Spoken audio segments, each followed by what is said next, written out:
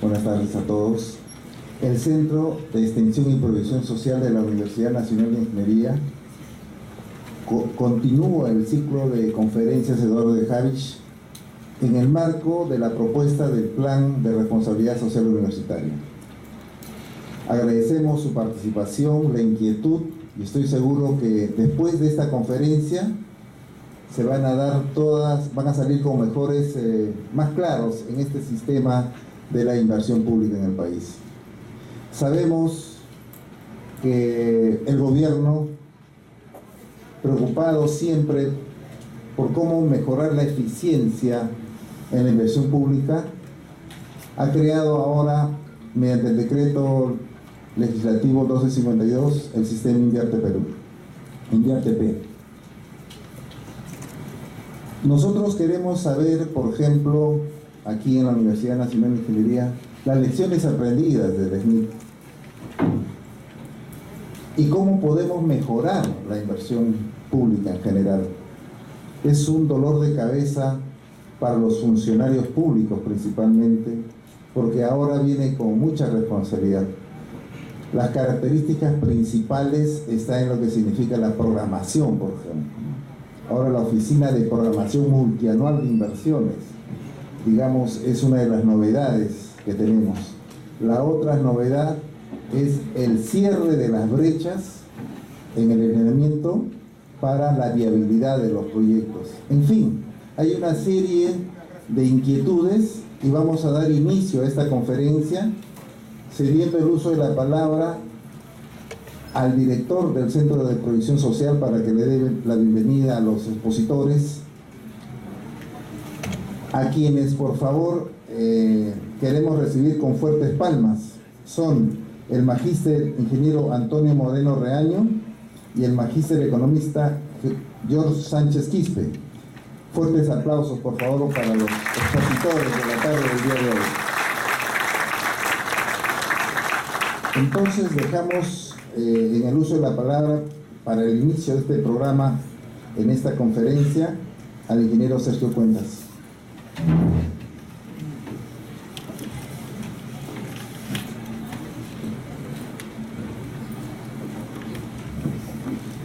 Buenas tardes a todos y bienvenidos a esta conferencia que es parte del ciclo de Eduardo de Habich.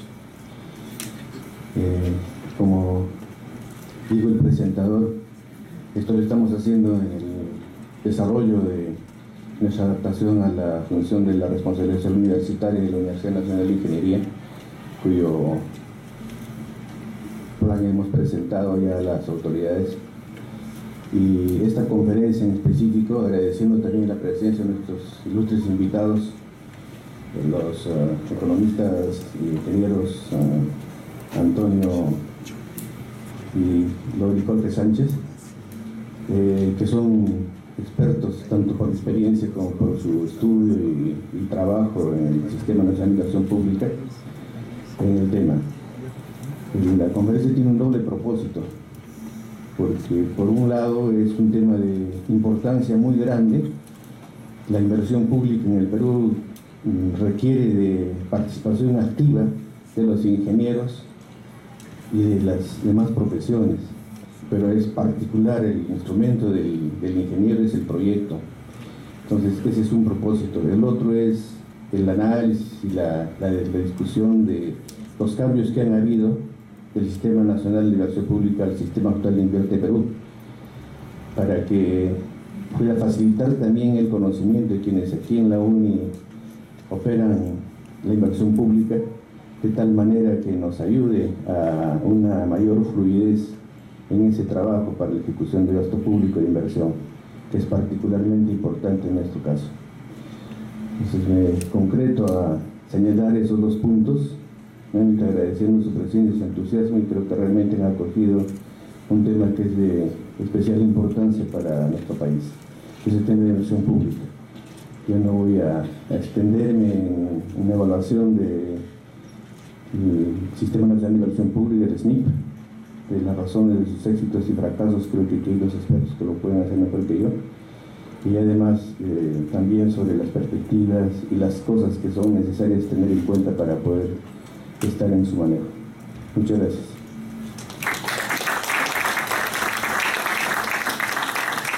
Bien, vamos a dar inicio entonces a esta conferencia y la mecánica ustedes ya saben cuál es. En este caso va a empezar el ingeniero Anthony Moreno, luego el ingeniero George Sánchez y después vienen las preguntas de todos los participantes, ¿ya? Entonces recibamos con fuertes aplausos al ingeniero Anthony Moreno.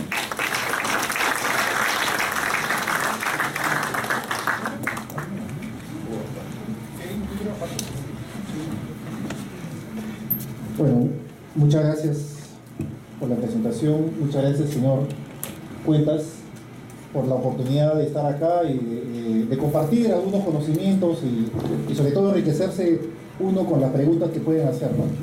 Muchas gracias también a todos ustedes por esta bienvenida. Gracias. A ver, en realidad hay...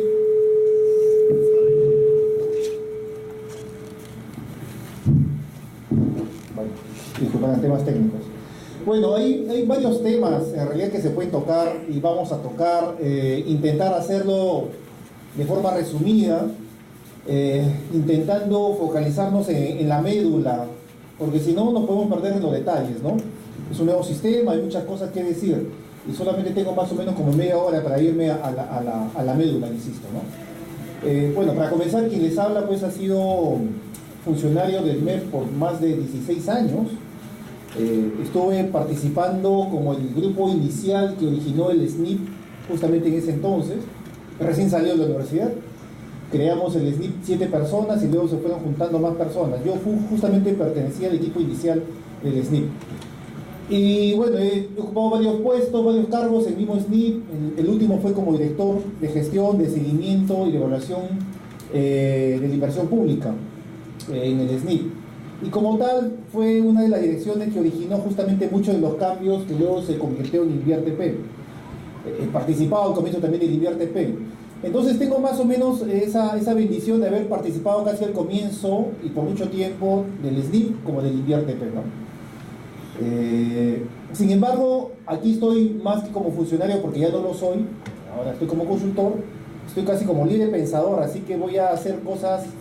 Voy a decir cosas a nombre mío, no a nombre del MEF, evidentemente, ¿no? Y eso me da mucha más libertad de decir lo que quiero decir, ¿no? Desde adentro incluso. Entonces comencemos. El InviarTP, lo primerito que podemos decirle de InviarTP es que el InviarTP no comienza con la norma, con la creación, con el decreto legislativo de fines del año pasado. El InviarTP en realidad, al margen del nombre, que eso fue ya pues un tema de marketing, el nuevo sistema de inversión pública, que es de lo que estamos hablando, comienza más o menos hace 2 o 3 años, por lo menos. Prácticamente el 80% de los cambios que el InviarTP está promocionando ya han sido discutidos, validados, sustentados en la práctica, ¿no? Los grandes paradigmas que se han cambiado ya se han ido desarrollando. El gran reto, y lo van a ver después ustedes, es la operatividad, ¿no? Porque una cosa es tener las ideas y lanzarlas y hacer algunos pilotos de modificación, y otra cosa muy distinta ya es implementarlas. Ya tenemos un marco legal bastante consolidado, bastante ya completo del InviarTP, por lo menos un 80% ya se ha hecho. El tema va a ser la implementación, ¿no? Entonces, esa es la primera cosa. No es que recién por decisión política del presidente actual es que el InviarTP comience y salga. La decisión política es importante porque muchos de los cambios, si bien son de larga data, no se hubiesen hecho si es que no hubiese esa decisión política. Y ahí está el valor de la decisión política, ¿no? De una vez hacer los cambios. Algunos podemos discutir si esos cambios se ameritaban eliminar el SNIP y crear un nuevo sistema, o simplemente bastaba con hacer algunas adecuaciones en el mismo marco normativo del SNIP, ¿no? A la luz, además, de que casi todas las operaciones netas del proyecto, si se dan cuenta, no sé si alguien ha leído ya la directiva de formulación y evaluación, prácticamente estamos hablando del SNIP nuevamente, ¿no? De lo que se llamaba el perfil simplificado, ¿no? El formato es el mismo, prácticamente, por ejemplo, ¿no? Entonces esa pregunta queda suelta, ¿no? Si se pudo hacer cambios, no solamente eliminando un sistema, sino mejorándolos, y en todo caso, ¿por qué no fuimos capaces, los que estuvimos en el sistema del SNIP, de hacer esos cambios, ¿no? ¿Y por qué esperamos todavía una decisión política de alto nivel para hacer los cambios? Una lección aprendida para todos los funcionarios, ¿no? El cambio es necesario siempre, ¿no? Y no debemos perder esa capacidad de mejorar permanentemente. Y a veces nos olvidamos también los que estamos en un cargo. Pero en fin, esa ya es la parte media filosófica, la introducción, el llamado a la conciencia. Ahora vamos a una cosa más concreta. ¿Qué es la oferta? ¿Qué es lo que ofrece el INVIERTP? A diferencia de lo que no se tenía con el SNIP. Y para eso algunas pequeñas láminas, ¿no? ¿Qué propone? ¿Cuál es la oferta del INVIERTP? Vamos a intentar con George explicar la oferta en resumen en 4 paradigmas, ¿no? No es lo único que ofrece, ojo, esta es una charla libre, ¿no? Como libre pensador, o sea, no voy a decir que solamente lo que aparece aquí es lo que ofrece. Lo que voy a hacer es los grandes paradigmas, los 4 grandes paradigmas que ofrece. Ya la parte operativa, eso está el detalle, la letra menuda, eso cualquiera leyendo la norma se puede dar cuenta de las diferencias. Estos son los grandes paradigmas. Primer paradigma que ofrece el INVIERTP. La propaganda oficial es más fuerte, ¿no? Dice que hay que invertir con inteligencia. Yo lo he cambiado un poco porque como ex funcionario y además como creador del SNIP en su momento, eso me choca, ¿no? Invertir con una dirección clara me parece un poco mejor, menos chocante que ahora sí vamos a invertir inteligentemente. No sé, hay formas también. La primera cosa realmente que el INVIERTP propone como gran novedad y rompe paradigmas es no seguir haciendo lo que hacíamos hasta antes del INVIERTP, que fundamentalmente nos focalizábamos en formular y en evaluar proyectos. Creamos máquinas para hacer eso, ¿no? Máquinas llamadas unidades formuladoras y evaluadoras. No importaba mucho si eran pertinentes, si realmente cerraban alguna brecha, en fin. Nos convertimos en eso, mal que bien. Aunque la filosofía inicial del SNIP, el objetivo estratégico segundo y tercero, indicaban que tenía que ser con una orientación al cierre de brechas. El cierre de brechas, si bien ahora se publica mucho, eso ya comienza del mismo SNIP, ¿no? Sin embargo, eso no se hizo, ¿no? Formulamos casi a criterio de la autoridad o de un lobista, ¿no? Se le daba la forma del SNIP, se evaluaba, se metía ingeniería de por medio y se ejecutaba la cosa. El problema grande es que no solamente se formula y se evalúa, también se ejecuta. Y 2, eso que formula, evalúa y ejecuta tiene que tener algún sentido. Y eso en el SNIP nunca lo llegamos a aterrizar. Entonces el primer paradigma es que ahora sí, lo que se vende, lo que se dice es que lo que vamos a formular solamente va a ser aquello que va a contribuir a cerrar las brechas en infraestructura y en servicios públicos. Primera cosa grande. ¿Y cómo se come eso? A través de la programación multianual de inversiones, liderada por los sectores. Eso es un tema muy importante también a tomar en cuenta. La norma lo dice, la propaganda oficial lo dice, sin embargo, pareciera ser que no se entiende. Significa que el sector, por ejemplo, o una pregunta les hago a ustedes. Hablamos de brechas, cierre de brechas. ¿Quién define las brechas?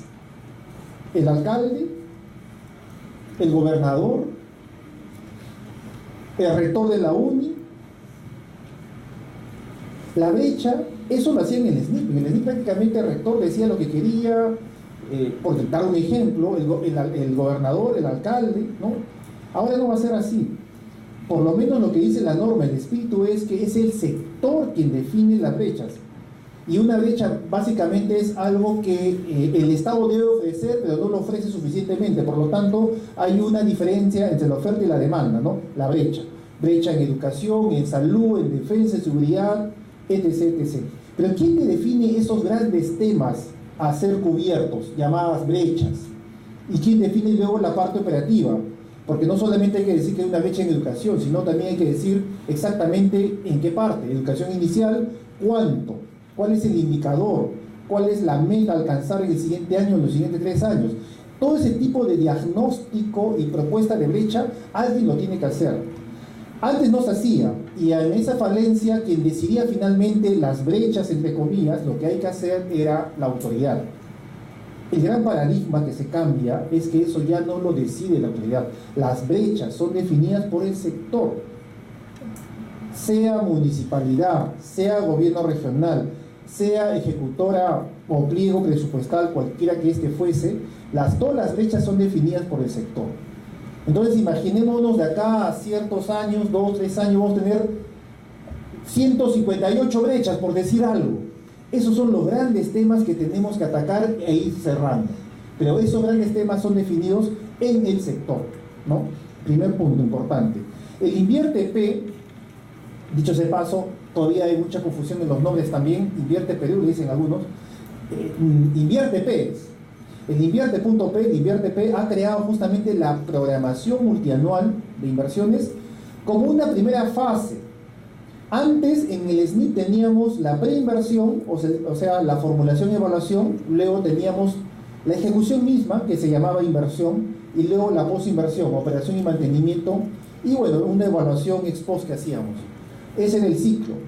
A este ciclo se le ha incorporado una nueva fase, que es justamente la fase donde se definen las brechas, y algo mejor, se van a definir también los proyectos que van a cerrar esa brecha. A ese ejercicio le llamamos programación. Pero queremos que sea una programación, bueno, queremos, digo, como si fuese MEF, lo que pasa es que hemos estado hace poco en el MEF. Esta programación no puede ser anual. Una de las cosas que más arrastra el sector público en general en ineficiencia es que lo hemos convertido en una ejecución anual todo. El presupuesto es anual, la contabilidad es anual, todo es anual, ¿no? Y eso es muy perjudicial, sobre todo para algunos aspectos como los proyectos. Un proyecto por naturaleza no es anual. Un proyecto comienza y termina ciertamente y dura lo que tiene que durar. Y normalmente no se hace un año. Entonces, como no es así, como no coincide en eso, normalmente tenemos un proyecto que comienza bien, o más o menos bien, y él está agarrando el ritmo a fin de año, y de repente llega a fin de año y todo cae. Nuevamente hay que hacer el presupuesto, nuevamente hay que hacer el cambio de firmas y todo lo demás, ¿no? Y nuevamente recién comenzamos enero, marzo, abril a tomar el ritmo, ¿no? Estamos así como una especie de serrucho. Lo que se quiere en inversión pública es que esto no sea así, por lo tanto el análisis tiene que ser multianual. Mínimo se indica 3 años, ¿no?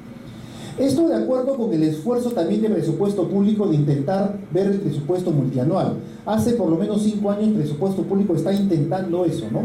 Cambiar el paradigma del presupuesto anual por un presupuesto multianual.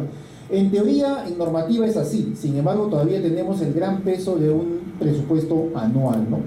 Bueno, entonces este es el primer paradigma, ¿no? ¿Qué más? El resultado, al final, de este análisis de brechas, de este diagnóstico, va a ser una cartera de proyectos, pero no cualquier tipo de proyectos, sino proyectos que están orientados justamente al cierre de estas brechas, ¿no? Los proyectos, por supuesto, los van a seleccionar, los van a priorizar en sus competencias, el gobierno regional, la municipalidad, el pliego. Eso no se le quita a nadie. Lo que hay que entender es que los grandes temas son los que son definidos por el sector, las brechas. Y cuánto de esa brecha hay para cerrar, eso lo define el sector. Pero una vez que tengas una brecha en educación, posiblemente tú tengas que hacer 10, 15 proyectos. Pero como presupuesto no alcanza para todo, vas a tener que decir qué haces primero. Esa facultad de priorizar qué haces primero, qué haces después, eso sigue siendo del gobierno nacional, perdón, del gobierno regional, de la municipalidad, del pliego del respectivo, ¿no? Eso hay que entenderlo bien. El tema, la brecha, es el sector, lo define por norma, y así lo están haciendo ya hoy por hoy. Pero los proyectos y la priorización de los mismos, eso es la misma entidad quien lo hace, ¿no? Así que, por si acaso. Bueno, en fin, ¿qué más? Algo muy importante también, que tiene que ver con este paradigma. Se va a implementar la programación multianual de inversiones. O sea, ya no es simplemente lo que se me ocurre. Va a haber esto. Pero algo tan importante como eso es lo que viene ahí. Que esa programación de inversiones, para que tenga asidero en la realidad y no sea solamente una bonita idea, como lo que pasó en el SNIP. Les había dicho que el segundo objetivo y tercer objetivo del SNIP, pueden leer la ley que todavía está ahí, escarbar un poquito y ver la ley 27.29.3, que ya está derogada, pero van a ver que el SNIP tiene como objetivo hacer programación multianual, al cierre de brechas. Pero eso fue algo lírico, como muchas veces se dice, ¿no? Es el gran deseo. Pero ¿sabes? La gran diferencia aquí, ¿cuál es? Es que este gran deseo de tener una programación multianual está amarrado a algo que es el corazón de la gestión pública, pues. Y si tú quieres que algo funcione en la gestión pública peruana, tiene que estar amarrado a eso. Y eso es el presupuesto. Lo que decimos en el MEF es lo siguiente, lo que dice mi dirección es lo siguiente: cualquier buena idea en gestión pública, si no tiene peso transaccional, es decir, si no está amarrado al presupuesto, o hablando como amigos, si no está amarrado a la plata, es solamente un bonito deseo. Entonces, esta es la segunda cosa importante que hay que ver en este paradigma del PMI. Que el PMI no solamente es un gran deseo, como lo fue en el SNIP y como lo fue en muchas mentes de muchas personas con buena voluntad, ¿no? Sí, los proyectos sirven para el desarrollo, ¿no escuchan ese discurso cada rato?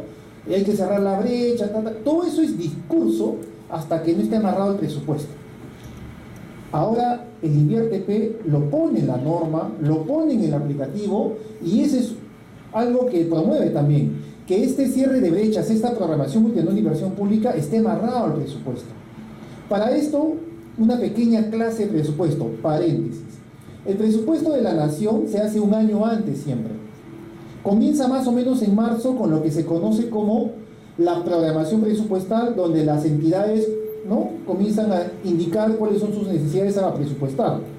Luego, meses después, abril, mayo, hasta junio, julio, viene lo que se conoce como la formulación presupuestal, que es cuando interviene el MEF y comienzan a negociar. Y el MEF lo primero que te dice como entidad es: esta es tu necesidades, ¿no? Esta es tu programación presupuestal. Ya, tú tienes un techo, de acuerdo al marco macroeconómico, multianual, etc, etc, etc, etc. Y además, porque soy MEF, este es tu techo.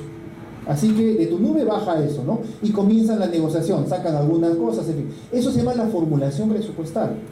Después eso se aprueba más o menos en agosto, no más o menos, sino en agosto, 30 de agosto tiene que pasar esa propuesta al Congreso. Ustedes han visto cuando pasa, normalmente. En el Congreso está ya la aprobación, y esta será a fin de año. Eso todos hemos presenciado cuando, ¿no?, a fin de año siempre en la televisión pasa cómo se discute y se habla, Después de toda esa discusión de esta propuesta, de la formulación, se aprueba. Y el siguiente año se ejecuta. Entonces, ese más o menos es el ciclo presupuestal. Vean ustedes lo importante de este PMI, de esta programación multianual de inversiones. Se inserta en medio del ciclo presupuestal. Se inserta entre la programación presupuestal y la formulación presupuestal. ¿Cómo así? Hoy por hoy, hoy día 25, ¿verdad? 25 ya prácticamente todos los sectores, gobiernos regionales y muchas municipalidades tienen su borrador de PMI, porque les han dado 7 días para que lo actualicen. Su listado de proyectos, cerrando brecha, todo lo más, en borrador. Eso va a ser validado en el MEF por el resultado de la programación presupuestal. Y cuando se valide, de acá 2-3 semanas, eso va a enriquecer la formulación presupuestal. Por lo tanto, cuando el presupuestólogo comienza a negociar su formulación, o el jefe de pliego, ministro, gobierno regional, lo que sea, comienza a negociar, entre comillas, su presupuesto del siguiente año, en proyectos ya no va a haber eso que antes había, ¿no? Ahí en la mesa se me ocurre, ponme este proyecto, no, ponme este proyecto, sácame esto acá. No, ahora el insumo fundamental para eso, para la parte de proyectos, porque el presupuesto es más que proyectos, va a ser el PMI.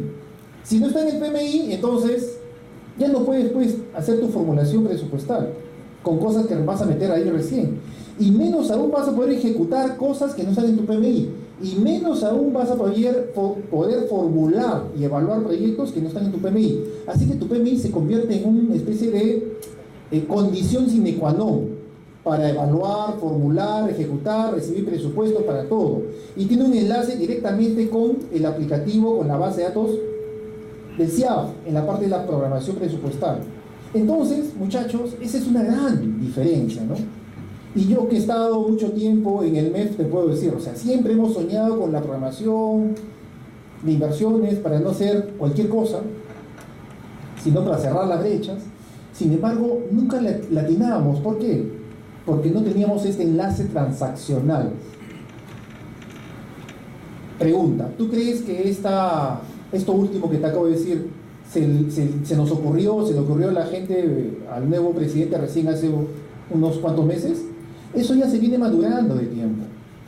Por eso comencé diciendo que muchas de las cosas del InviérteP realmente ya han sido maduradas de hace buen tiempo, ¿no? Aquí la gran decisión fue, ya, hacemos el cambio de una vez. Y alguien puede estar de acuerdo que el cambio fue muy radical, eliminar, ¿por qué no cambiar? En fin. Pero esa decisión política también es importante, ¿no? Hacemos el cambio. A veces cuando nos dejan a los técnicos, que somos muy técnicos, y ese es tema también de los ingenieros, sobre todo, nos dejan solo y a veces estamos en nuestra nube, ¿no? Pensamos que esto es lo que me han enseñado a mí, esto es lo que yo conozco, esto es la ingeniería, Pero el mundo es mucho más que eso. También hay decisiones sutiles como estas, ¿no? Y el cambio es necesario. Siguiente. Con todo esto vamos a ayudar a romper, por lo menos esa es la idea, estamos comenzando recién en eso, hay que darle el beneficio de la duda. Yo no digo que va a ser así, posiblemente esto no funcione, posiblemente sí. Yo deseo de corazón que funcione, por supuesto que sí, me parece una cosa buena, pero hay que darle tiempo. Y si esto funciona, ¿qué vamos a conseguir? Vean ustedes, con esto se va a romper una de las peores cosas que existe en la parte presupuestal del país, ¿no? La inercia. El presupuesto es un ejercicio inteligente que basa sobre un diagnóstico de lo que ha pasado en el año para hacer el siguiente año. Sin embargo, eso pareciera ser que nos cuesta demasiado. Y lo que hacemos es, normalmente, más o menos, vamos por lo más sencillo. Prácticamente lo que se hizo el año anterior se copia y se pega para el siguiente año, ¿no? En presupuestos, en proyectos, en actividades, en genéricas, en específicas, A eso se llama el presupuesto inercial. El PPR, el presupuesto por resultados que se implementó hace 7 años, justamente quería romper eso. Y lo ha conseguido hasta cierto punto. Pero a pesar de esos esfuerzos, todavía sigue siendo inercial. Y el presupuesto de inversiones es muy inercial, ¿no? No hay mucha inteligencia, es inercial. Lo que se hizo, como se hizo, se mete simplemente, ¿no? Total, es viable, ¿qué importa? Sin embargo, con lo que estamos hablando de una programación multianual de inversiones, enmarcado en el cierre de brechas y además enlazado a la lógica presupuestal, esta lógica inercial se supone que va a eliminarse, ¿no? Ese es el gran deseo y vamos a apuntar a eso, ¿no? Y vamos a impulsar, y esto es un tema mío, no es un tema del MEF, porque en el MEF no lo dicen así, pero si tú conoces la gestión por resultados, y en particular el presupuesto por resultados, en realidad lo que estamos hablando aquí es de la inversión pública por resultados. ¿Una brecha qué es? Finalmente una brecha no consumida, una brecha no cerrada, es una necesidad insatisfecha de la población, algo que para la población es importante y realmente importante y necesario. ¿Eso qué es? En la lógica causal a eso le llamamos resultado. Entonces, esta es la inversión pública por resultados. Cierre de brecha. Pregunta del auditorio, aunque me han dicho que mejor al final, ¿no? Bueno, entonces no voy a romper esto, pero esta es la pregunta que a mí me gusta hacer cuando estamos en asesorías o en capacitaciones más largas, ¿no? Detrás de la aprobación multianual de inversiones hay un reto político muy importante, muy delicado, que si no se maneja bien, nos puede reventar a todos, ¿no? Y esa es la pregunta que se las dejo a ustedes para luego discutirla si lo creen a bien. Hay un tema político, ojo, no ingeniería. No técnico, hay política. Estamos hablando de gestión pública, chicos. Gestión pública es manejo político, manejo técnico. No se confundan. Los técnicos solitos, hasta incluso a veces son peores que los políticos solitos. Hay que dar soluciones técnicamente viables, pero políticamente correctas, ¿no? O sea, esa combinación es bastante delicada. Ese es el arte de la gestión pública. Si solamente es un político, ya sabe lo que pasa, ¿no? Y lo que vemos todos los días. Pero igual que eso, peor incluso, es solamente tener un técnico, ¿no? Que solamente piensa en la fórmula nada más. No, estamos hablando de, al final del día, de mejorar la vida de la gente. Entonces es mucho más que una fórmula matemática. Es mucho más que eso. Es un tema de manejo de poder también. Ese es el reto. A ver, piensen ustedes con el PMI cuál es el tema de poder que está de por medio, ¿no? Ese es un primer paradigma. Un segundo paradigma importante que el InviérteP inserta en la discusión de la gestión pública es la siguiente, ¿no? La formulación y la programación en el SNIP es una cosa bien apasionante, porque hay cosas que se han hecho muy, muy bien y hemos sido referentes internacionales por muchos años. Hasta mi salida eran más o menos 40 las misiones internacionales que han llegado al Perú, países africanos, países centroamericanos. El único país que no viene, bueno, hasta Chile vino en su momento, ¿no? Estamos hablando de Chile, que es en gestión pública latinoamericana uno de los gurús. O sea, hemos sido referentes, ¿no? Es innegable decir que hemos hecho cosas buenas en tema de formulación y evaluación en el SNIP. Lo hemos hecho. Pero así como hicimos esas cosas buenas, también hay unos retos que nunca llegamos a cumplirlos, y hay unas cosas que en realidad simplemente han debido desaparecer de hace buen tiempo, ¿no? No lo hicimos. Entonces, la segunda cosa que el INVIERTP se mete a implementar, a proponer justamente es, bueno, cambiemos radicalmente la formulación de evaluación, en teoría, ¿no? Por eso de los cambios radicales tampoco existen. A eso le he llamado la formulación eficiente y de mayor impacto, será. Me han borrado el mayor impacto, ¿ya? ¿Cómo así? Simplificando la formulación y la programación de proyectos, eliminando los famosos reprocesos que justamente abundaban en el enfoque del SNIP, ¿no? Que nunca quisimos que se concreten. Sin embargo, en la práctica, si alguien se quejaba del SNIP, era básicamente por los reprocesos en los cuales nos insertábamos sin querer casi, ¿no? Pero había muchos retrocesos. Un retroceso lo digo en el sentido de que estás avanzando en el tiempo en algo y de repente hay un cambio y ¡boom! Vuelves, ¿no? Haz un proyecto que estaba aprobado, lo viabilizas, después de algún tiempo estás en plena ejecución, hay un cambio, ¡boom! Vuelves nuevamente. Ese es un retroceso, ¿no? Y en el SNIP abusamos de eso, por ejemplo. ¿Y cómo se mejora la formulación y la evaluación? Y ahí viene un conjunto de paradigmas nuevos. En primer lugar, estandarizando cosas, ¿no? Ya aquí estamos entre ingenieros, eso para un ingeniero es más o menos natural, sencillo. Si algo lo hago constantemente, eso se puede estandarizar, no tengo que crear la cosa nuevamente cada vez que yo formulo un proyecto. Hay proyectos muy sencillos, que pueden costar mucho, pero son muy sencillos. Un río tecnificado menor es muy sencillo. El proyecto de salud de nivel 1, no sé si alguien conoce los niveles, también es algo bien sencillo. Un colegio es algo bien sencillo. No tengo que inventar la rueda varias veces o todas las veces que formule para hacer el mismo colegio, el mismo posta. Por supuesto que hay diferencias, ¿no? De acuerdo de la zona, la idiosincrasia, los costos, el flete, en fin, hay. Pero en el fondo es algo bien sencillo y mucho de lo que se hace se puede replicar. En el SNIP nunca tuvimos, y lo digo así humildemente, la capacidad de sistematizar eso y decir, ¿sabes qué? Plantillas, ¿no? La formulación de un proyecto de educación básico elemental, del 100% por lo menos el 80% replicable. ¿Eso por qué no ponemos una plantilla en una ficha sencilla? Nunca lo hicimos. Hacíamos todo de nuevo siempre, ¿no? Entonces, la primera cosa que se piensa en el INVIERTP es usar plantillas. El nombre técnico no es plantilla. El nombre técnico oficial del INVIERTP son fichas técnicas. En teoría, se hizo un cálculo de aquello que puede ser replicable y puede ser, por lo tanto, susceptible de hacer fichas técnicas. Era casi un 60% de la inversión pública puede hacerse en fichas técnicas, ¿no? Cierto, por ejemplo, un proyecto tan sencillo como agua de desagüe, ¿no? Tan necesario. Mucho de agua de desagüe es bien sencillo y replicable, ¿no? ¿Por qué inventar la rueda cada vez que se formula un proyecto de agua de desagüe? En fin. Entonces, la formulación eficiente y de mayor impacto significará, en primer lugar, usar lo que se puede replicar. Y a eso le llamamos las fichas técnicas. Incluso si algo es replicable, pero es de poco monto, menor a 3 millones, así dice la norma, más o menos, 750 UITs, 3 millones y pico, incluso hasta esa ficha se puede simplificar más, y ahí aparece la ficha técnica simplificada.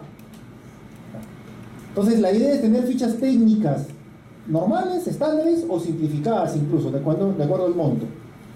Lleno mi ficha y se acabó el tema. Y el tema ya de formulación y evaluación es un problema. El problema será ya el tema de ingeniería, ¿no?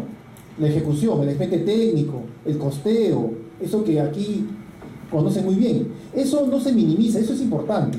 Pero ya el pensar, ¿no? La parte económica, ¿no? El impacto, el beneficio social, Dicho sea de paso, beneficio social, ¿no?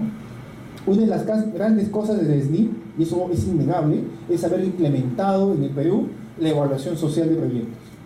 Gran cosa. Pero algo tan bueno como eso se desdice con algo bastante ineficiente, como por ejemplo haberlo implementado para todo proyecto. En el SNIP todo lo que se movía se tenía que hacer con evaluación social.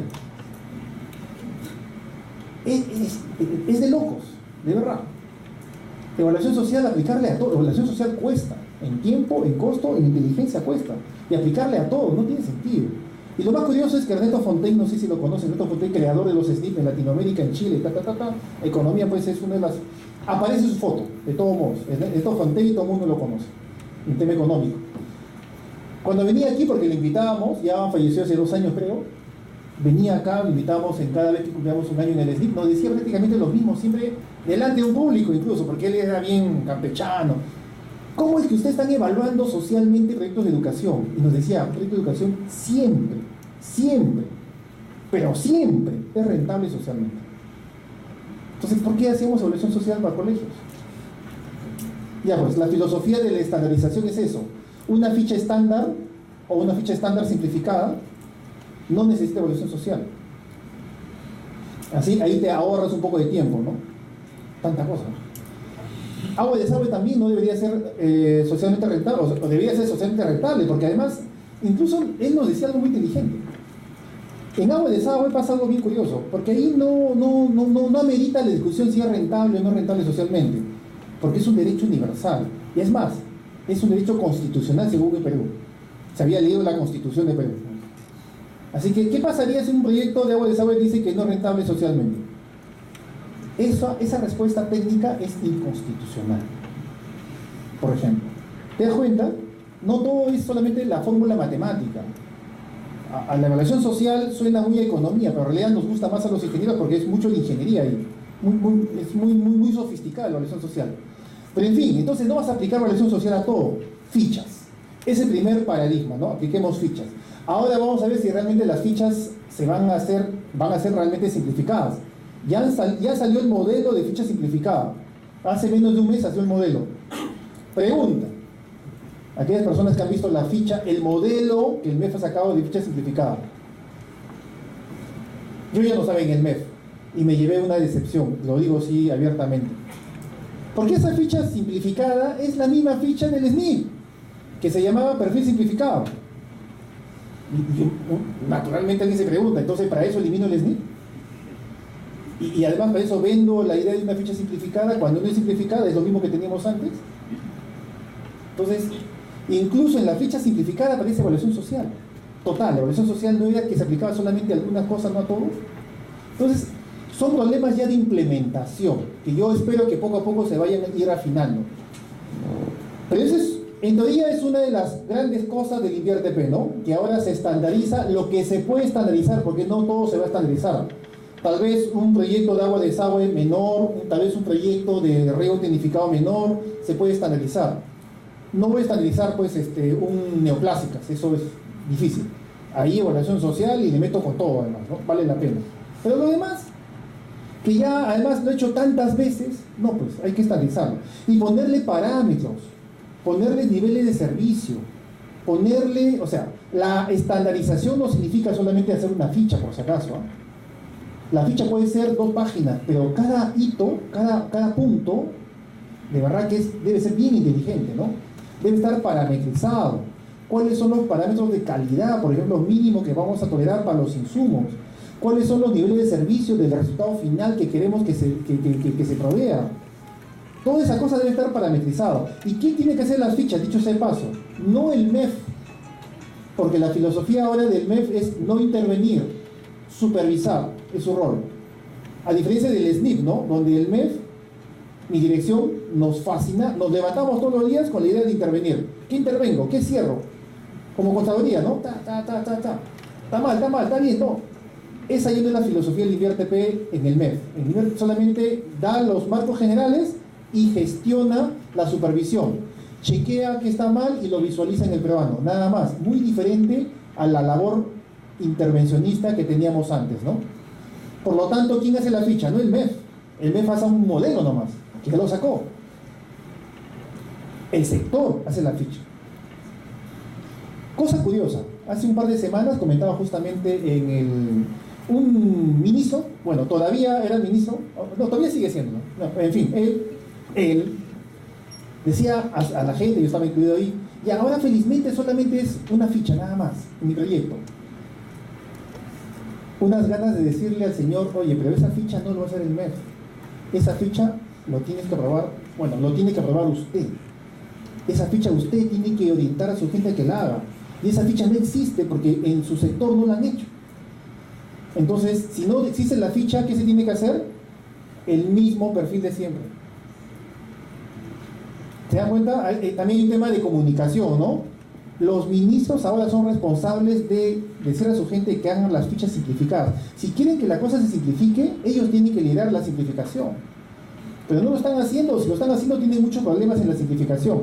Porque no solamente es cortar los campos y poner, antes pedían 50 campos, ahora solamente pido 5 campos. No.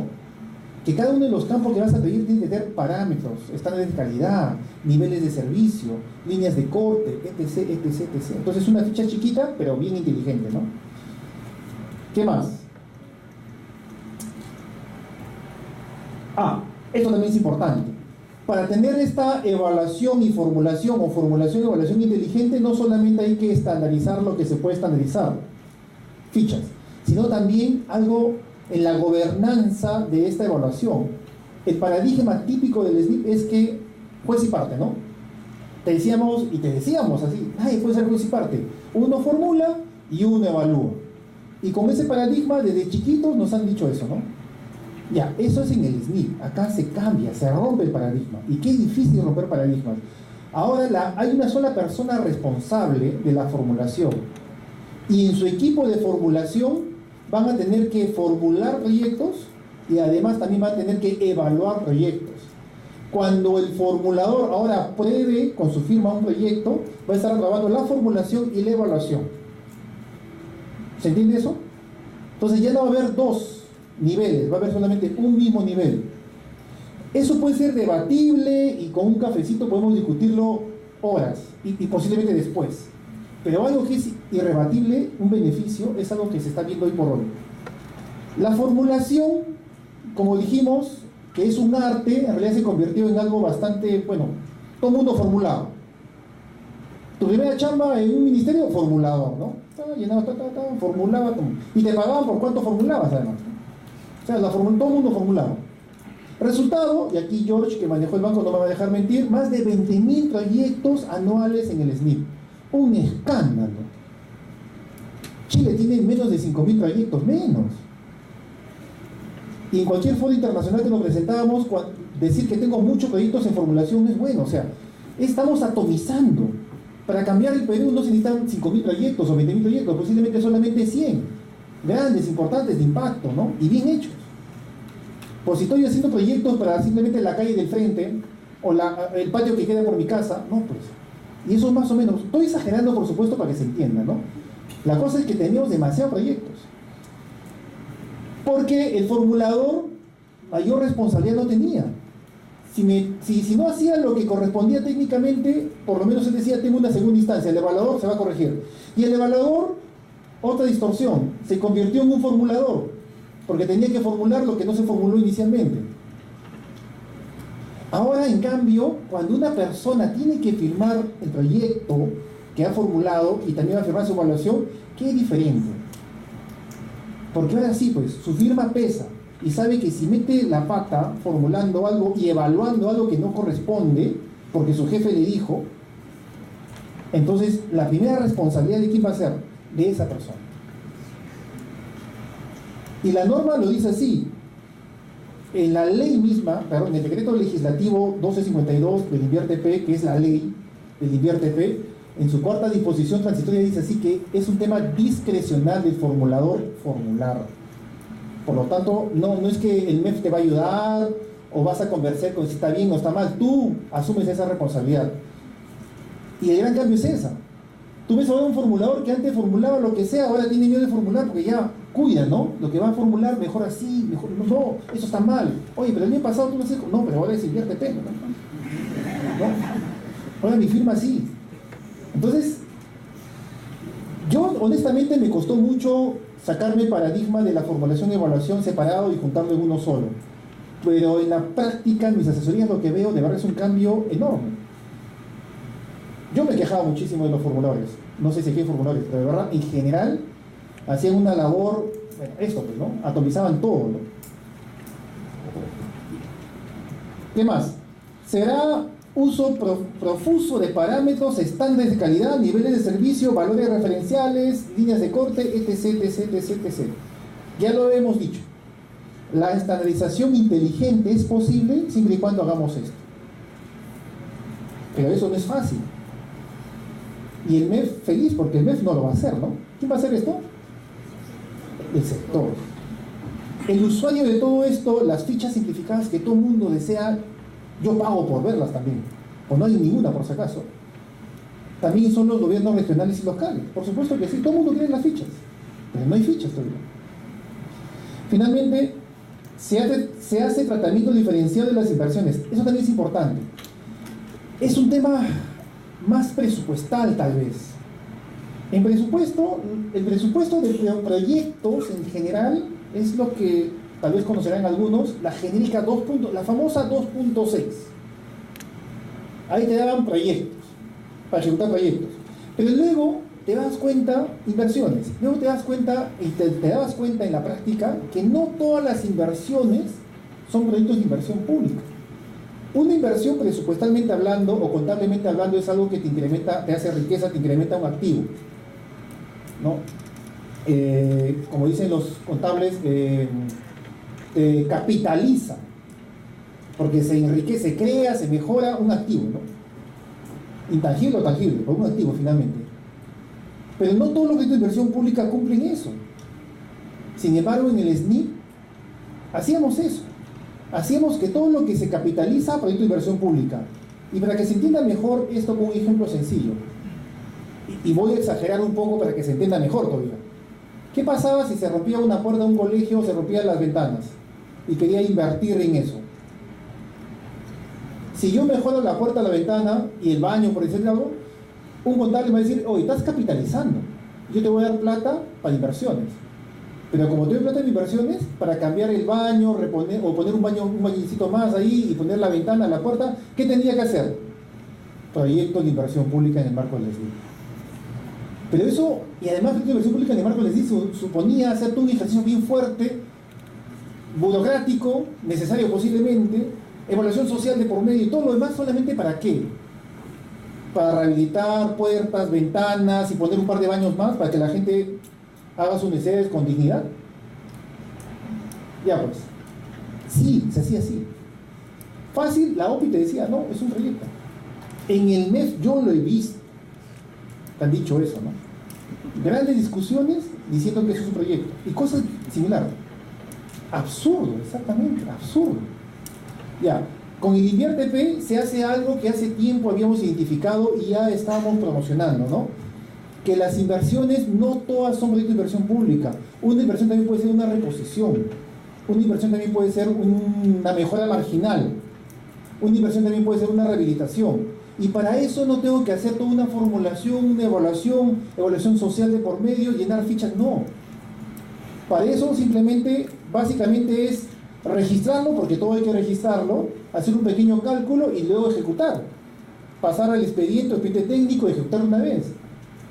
Porque la preinversión, vean ustedes como la parte inteligente de la cosa, ¿no? Hay que pensar, pero se ha roto la luna, una parte del techo, falta un baño, eso es evidente, o sea, además es un poco de sensibilidad, ¿no? Claro, como esos niños no son mis hijos, pues es normal que esperen un año más hasta que salga el proyecto. Eso había mucho, y lo digo lamentablemente, ojo, yo soy ex-SNIP, hay que reconocer, y eso pasaba mucho en el SNIP, lamentablemente.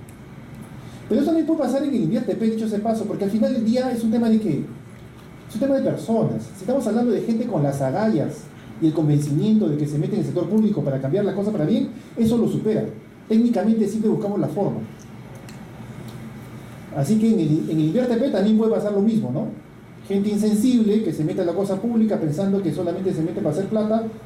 Craso error. La cosa pública no es para eso, aunque suene medio ilusorio. En fin, Entonces el InviérteP ahora lo que dice es que lo que es inversión puede ser proyecto de inversión pública, que hay que hacer todo lo que estamos explicando, pero también hay procesos simplificados para lo que es una reposición. Un servidor que fue parte de un proyecto que ya pasó los 5 o 6 años de vida útil y tengo que comprar un nuevo servidor, no tengo que hacer un proyecto de inversión pública, simplemente lo compro. Es una reposición, se acabó. Las lunas, los cercos de los colegios, ¿no? Alguien que formuló ese proyecto lo hizo mal en su momento y no consideró el cerco de seguridad del colegio. Para hacer el cerco no tengo que hacer un PIB. Antes sí, ahora simplemente es ampliación marginal, le llaman. Es un tipo de inversión. Entonces, hay varios tipos de inversión que no necesariamente tengo que hacer proyectos. Entonces, si lo vemos de una manera simplificada, ahora la formulación y evaluación normalmente va a ser una ficha inteligente. Si el monto de eso es menor a 3 millones, va a ser una ficha inteligente simplificada. Incluso si no cataloga como proyecto, puede ser solamente una ficha más simplificada, que son estas fichas acá, de ampliación marginal, de rehabilitación, reposición y optimización. Y si estamos hablando de un proyecto estándar, de una complejidad media para arriba, de un perfil casi como lo conocemos, y si estamos hablando de una mega obra de más de 1.200 millones, un perfil reforzado.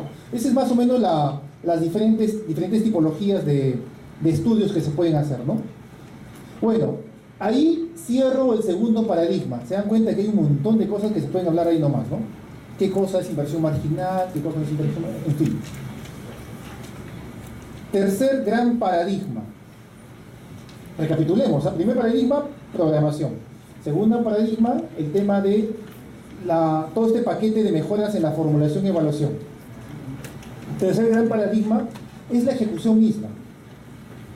Y esto sí me atañe a mí directamente porque yo soy director justamente de esta parte, de la ejecución, ¿no? Ahí ya le llamamos gestión, seguimiento y evaluación. Aquí la propaganda oficial no lo dice así, pero si tú lees lo que ofrece, en realidad es lo mismo que se está viniendo a hacer. Un poco mejor tal vez. De hecho mejor, porque todo se puede mejorar. Yo le he puesto ahí entonces afianzar los avances logrados por el SNIP en la gestión y la ejecución. ¿Cuáles, por ejemplo? Y aquí George, que está en mi equipo, no me va a dejar mentir. Una obsesión mía en su momento, por muchos años, ha sido la articulación. El SNIP solito no funciona, el SNIP solito no brinda el impacto en la gente si es que no articulo con presupuesto, si es que no articulo con las contrataciones. Porque una vez terminada la parte intelectual, digamos, de la formulación y evaluación, todo lo demás es gestión de contratos. Aquí la mitad posiblemente está en ingenierías civiles. Eso es ingeniería, sí, pero está en el marco siempre de un contrato. Y como va a haber modificaciones, ahí lo que va a valer es la gestión del contrato. ¿Cómo gestiona las modificaciones? Ahí surgen justamente las ampliaciones, los deductivos y las famosas, ¿no?, adendas sobre la base de qué cosa. Cuando modifico, creo que no hay civiles, disculpen. Modificaciones de contrato, ¿cómo se llama? Adicionales de obra, ¿no? Exactamente. Adicionales, deductivos, ampliaciones, que son los típicos gestiones del cambio que hay, ¿no? Todo eso es una vez que ejecutas la cosa. Y eso no es un tema del SNIP, es un tema más de contrataciones. Entonces siempre articulamos tanto en su momento que cuando se hizo las mejoras de la norma de contrataciones, justamente intervenimos en las mejoras para darle ese toque de proyecto de inversión pública que necesitaban las contrataciones, ¿no? En fin, eso no se puede dejar de lado, eso se tiene que afianzar. Entonces, eso es un punto importante. En concreto, entonces, en la parte de ejecución, lo que vende la propaganda oficial es que van a crear un sistema de seguimiento de inversiones. Y dice que este sistema de seguimiento de inversiones va a estar articulado al CIAF y aplicativos equivalentes. Eso, por si acaso, ya existe. El SNIP y ahora el InviérteP, si pueden hacer lo que están haciendo actualmente en los sistemas, es porque está articulado a nivel de código con proyectos de inversión pública en la fase de ejecución del presupuesto público. Está articulado además con el SEACE, está articulado además con el Infoobras. Eso no se puede dejar de lado. Eso se tiene que fortalecer y mejorar. Y seguir insistiendo en lo que decíamos antes, que la inversión pública solita no causa impacto. Para que cause impacto tiene que estar por lo menos articulado con dos sistemas más. presupuesto, como se dan cuenta, el presupuesto está por todos lados ahora, y contrataciones públicas, ¿no? Inversiones, presupuesto, contrataciones públicas tienen que estar articulados. Dicho sea paso, paréntesis, para los que no son de la gestión pública, en la gestión pública se maneja todo a través de los sistemas administrativos, que son 11 sistemas. Contabilidad, tesorería, presupuesto, inversiones, endeudamiento, ¿no? Abastecimiento, contrataciones, así, son 11. De esos 11, para que funcione la inversión pública, no puede funcionar solita, que es un cambio de paradigma también, ¿no? Mucha gente cree que la inversión funciona solita porque yo ya formulé, o yo ya evalué, y tengo mi proyecto viable. A ver, ejecuta eso. Un proyecto viable, ¿sabes qué es? Un montón de papel. Es papel. La gente no necesita papel, necesita la cosa concreta. Y para concretar la cosa ya no necesitas SNIP, necesitas contrataciones, necesitas ingeniería, ¿no? Gestión de obras, que es contrataciones finalmente en el Estado. Necesitas manejar bien la caja, el presupuesto. Presupuesto. Y eso se va a fortalecer, ¿no? El sistema de seguimiento de inversiones seguirá afianzando la articulación intersistémica hecha por el SOCEN. Así se llamaba justamente la articulación antes, el SOCEN, ¿no? Banco Proyectos, CIAF, CEAS, Infobras, etc, etc. ¿Qué más? Algo que ofrece también el INVIERTP, y eso lo podemos discutir, particularmente yo no estoy muy de acuerdo, es en implementar un sistema de seguimiento basado en indicadores. En la teoría de seguimiento en inversión pública moderna, hablar de seguimiento de indicadores es, digamos, estar en la Edad Media, ¿no? Ya no se hace seguimiento de indicadores. ¿Por qué? Porque para hacer seguimiento de indicadores, para comenzar, tienes que definir los indicadores y luego posicionarte en el mundo ideal de que esos indicadores sean lo que se respete en el tiempo. Y tú cada 5 meses, cada 6 meses, cada año, medir los indicadores. ¿Por qué eso no funciona mucho en la gestión pública internacional? Porque tú puedes hacer ese ejercicio y lo puedes hacer bien. ¿Y sabes qué te van a arrojar esos indicadores? Que estás haciendo mal las cosas. Algo está mal. Pero para eso hago ese esfuerzo. Más importante que hacer seguimiento de indicadores es hacer que la cosa se ejecute. Ayudar a resolver los cuellos de botella. A destrabar los cuellos de botella. En contrataciones, en presupuesto, en gestión de inversiones, en modificaciones, en cambios, en lo que sea, en terrenos, en licencia del CIRA, el agua, etc, etc, etc. ¿Sabes cuántas licencias se necesitan para construir algo? CIRA, EIA, agua, ¿no? DIGESA, DICAPI, en fin, por lo menos 20 licencias. Eso no se mueve simplemente sentándote y esperando que el indicador cambie. Por eso en la gestión pública moderna el seguimiento es más que seguimiento, es una gestión obsesiva a cuellos de botella, que es lo que la literatura internacional llama el delivery unit, el arte de concretar las cosas. El indicador puede ayudar y servir, por supuesto que sí, pero no puede ser solamente el seguimiento de indicadores. Bueno, en el INVIERTP se está promocionando volver al seguimiento de indicadores, ¿no? A indicadores de producto y de resultado. Un producto no se mueve todos los días, un resultado se mueve a los años. Entonces imagínate ese seguimiento lento, ¿no? Lo que se necesita más que seguimiento es este resolver cuellos de botella. Bueno, el INVIERTP, para ser justos, dice que a ese seguimiento de cuellos de botella no le va a llamar seguimiento, le va a llamar monitoreo de la ejecución. Genial. Pero entonces estamos especulando porque esa directiva no ha salido, por ejemplo, la directiva de seguimiento. Han salido las demás directivas por falta de esta. Ojalá que sea una directiva que no solamente se dedique a hacer seguimiento a indicadores de resultado, sino también que ayude a que la cosa se concrete y se ejecute. Dicho sea paso, ustedes han escuchado tal vez a muchos políticos, especialmente en este gobierno, hablar del DESTRAVE. El famoso DESTRAVE surge justamente en el SNIP, y eso nadie lo puede negar en la gestión pública. Con estas unidades de gestión que creamos, que resolvían cuellos de botella de todos lados. En el SNIP hay un equipo especializado conformado por ingenieros, abogados, gente de logística, de presupuesto público, especialistas en licencias, moviendo solamente cuellos de botella, ¿no? El DESTRAVE le llamamos hace años. Y si algo se ejecutó es gracias a ese equipo, en buena cuenta. Eso es lo que se ha rescatado y ahora la palabrita DESTRAVE está por todos lados, ¿no? En fin, eso es básicamente la ejecución. Y finalmente el cuarto gran paradigma es garantizar los recursos de funcionamiento, porque una vez que tú terminas tu proyecto, ¿no? de construirlo, a través de sus componentes, muchos de ellos son obras. Dicho sea paso, un proyecto de inversión pública no siempre es una obra, es más que una obra. Incluye la obra, pero también incluye bienes y servicios. En conjunto haces un proyecto de inversión pública. Pero el gran arte, el arte fundamental también está en que una vez que lo inauguras, saber que eso que está inaugurado pues siga dando los bienes y servicios por los cuales se ha creado. Antes del SNIP, ¿qué pasaba?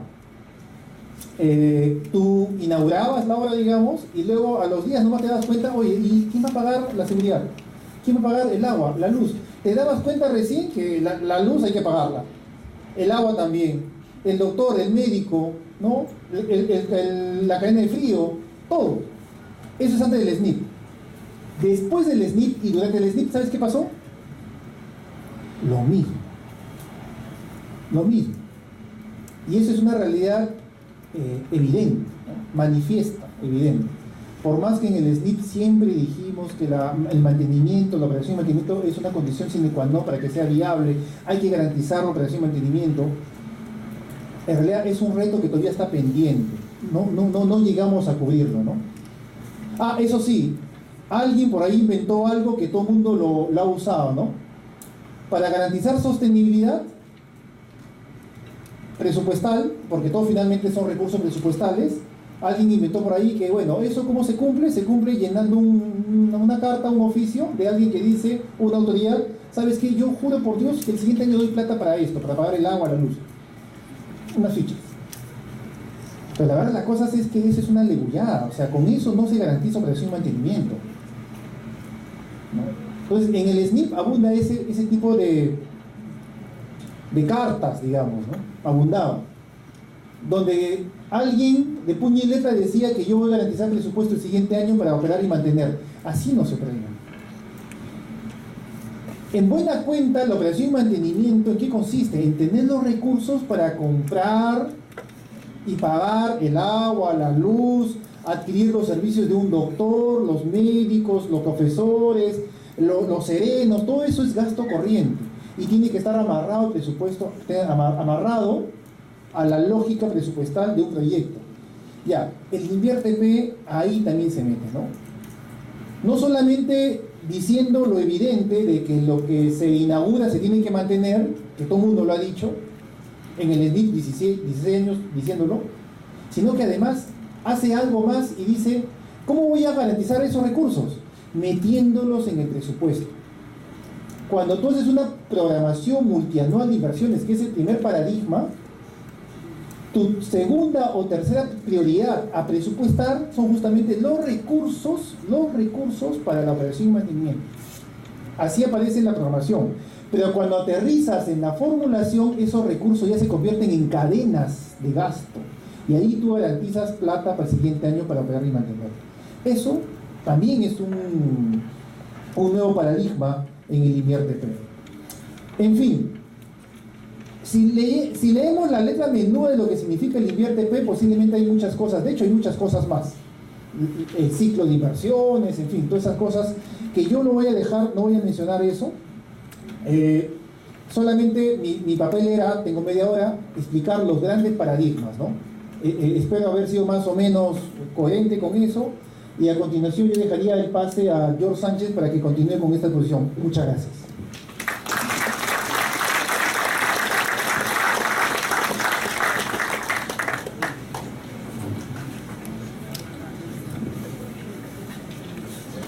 Bueno, buenas tardes.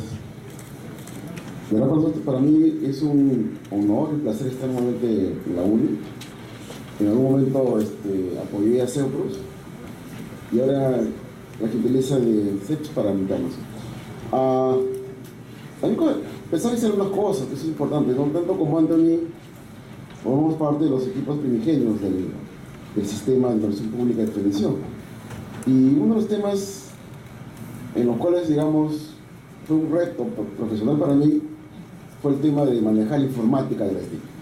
Gran reto, ¿no? Porque cuando empezamos a manejar la informática de la SNIP, vimos cómo es que esa palabra que siempre nos han enseñado en los cursos de gestión pública, lo intersistémico. Cómo es que, como en algún momento antes me decía y hablaba del SOCEM, que curiosamente sin ánimo de ser un poco pesado, lo diseñamos Antonio y yo, hace ya bastante tiempo, y que fue parte de toda una lucha y una interacción entre ese acercamiento entre presupuesto e inversión. Así pasó la lucha hace años, antes de cuando nosotros éramos bastante más jóvenes y poner unos kilos de menos. ¿Sí? Y luego de eso empezó la lucha de cómo hacíamos con la construcción de lo que hoy en día se llama el Delivery Unit. Recuerdo que leíamos los primeros papers de la OECD y decía el Delivery Unit, lo de cumplimiento de Chile. Y leíamos a muchas cosas que hoy en día se hablan. Entonces, muchas de las cosas de las que se están hablando hoy día ya se hicieron algún tiempo atrás. Y creo que como algún momento conversamos en otro espacio, InverTP está condenado al éxito. No puede fracasar porque ya son más o menos 17 años de inversión pública en el Perú. Bueno, yo, la parte mía es un poco más contar lo que la directiva ha puesto como reto a los operadores y decir que, miren, el reto de la inversión pública es mayúscula porque son aproximadamente 29 sectores más o menos, son 25 regiones, incluida el gobierno regional del Callao, y son casi 1.850 municipios entre provinciales y distritales, porque el SNIP ya ingresó a todos estos municipios. Entonces, el resto de todos los operadores es SNIP. Bien, lo novedoso es que en realidad ahora ya no tenemos OPI, tenemos una OPMI. La OPI era netamente evaluadora, algunos de nosotros hemos sido evaluadores. Acá en la sala había algunos colegas que han sido evaluadores, ¿no es cierto? Y había todo un tema discrecional. Ahora existe la OPMI, es decir, el evaluador ahora han pasado a ser planificadores, programadores. El formulador ahora tiene la función de evaluar. Y lo que es más importante, yo creo, y es una gran discusión, es que antes existía la unidad ejecutora, que era una colección articulada de sistemas. Ahora es el gran ejecutor de la obra, es aquel que va a firmar. Por fin tenemos a alguien con claridad puesto en una norma que dice: el jefe de la UEI, o sea, la unidad ejecutora de inversiones, ex UE, unidad ejecutora, ahora se va a tener que poner pantalones y firmar ¿cómo se llama? El expediente técnico y ejecutar. Y más, ahora tiene que hacer seguimiento, sea con indicadores o sin indicadores o con un comité de gestión.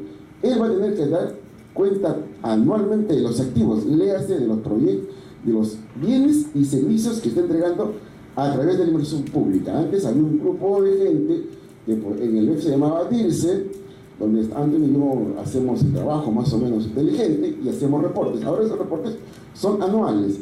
Y más aún, esos indicadores van a venir ¿de dónde? De la programación. Porque cuando uno programa, lo que va a hacer es programar primero en base a brechas, en base a un diagnóstico, y va a tener que poner los indicadores de producto y resultado.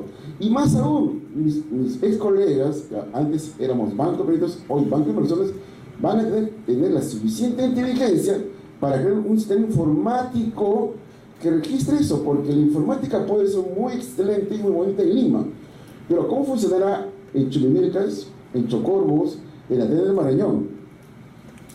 Ese es el gran reto nuestro. En algún momento cuando tuvimos en esta función de inversión pública era cómo hacemos para que el ciudadano de a pie, el operador de las partes más lejanas del Perú, se siente frente a su computadora o vaya a una cabina de internet y que el sistema funcione. Bueno, y otro tema importante acá es lo que está en la lámina. Antes el sistema era casi ciego, sordo y mudo, solamente éramos los expertos en inversión pública. Ahora va a tener que ordenar con tesoro, con endeudamiento y con el tema de inversión privada. O sea, es un tema más sistémico, más holístico, lo que nos propone en términos funcionales este nuevo sistema.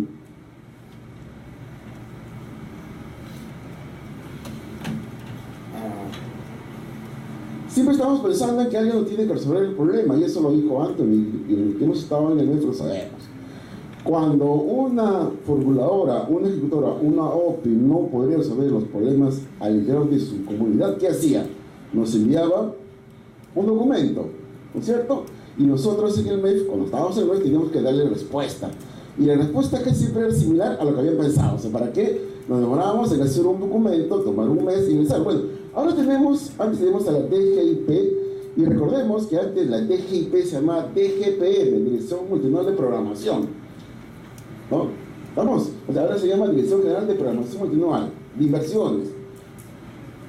ente rector, un órgano supervisor y un elemento importante, y eso creo que lo dijo Anthony, es el encargado de la programación multianual de inversiones del Estado. O sea, la colección de todos los PMIs los administrará y los revisará esta dirección. Y un elemento importante, ¿no? Va a gestionar el banco de inversiones, como antes lo hacía, pero creo que es vital, y ahora más que nunca es vital, el tema de asistencia técnica y capacitación.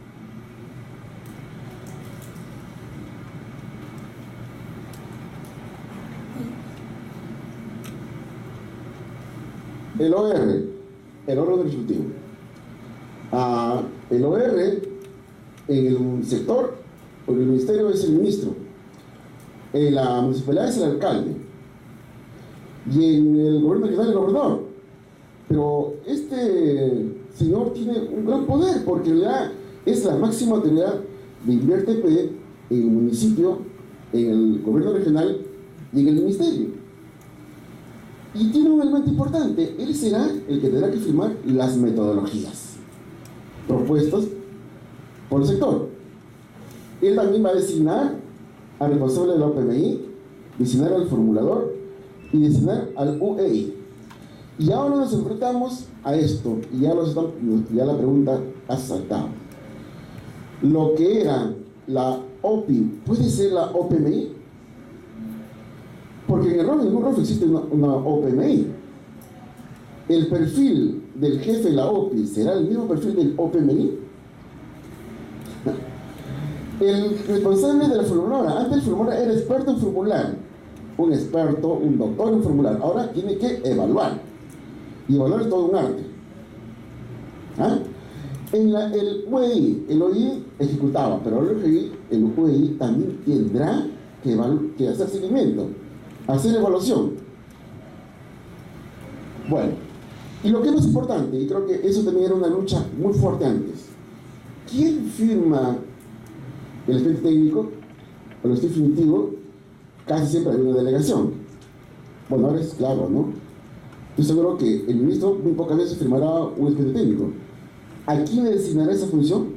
Es vital, porque pónganse ustedes, en este caso, un proyecto de, no sé, 2 millones, lo firmo. 60 millones, lo empiezo a pensar. 1.000 millones, y empiezan los problemas.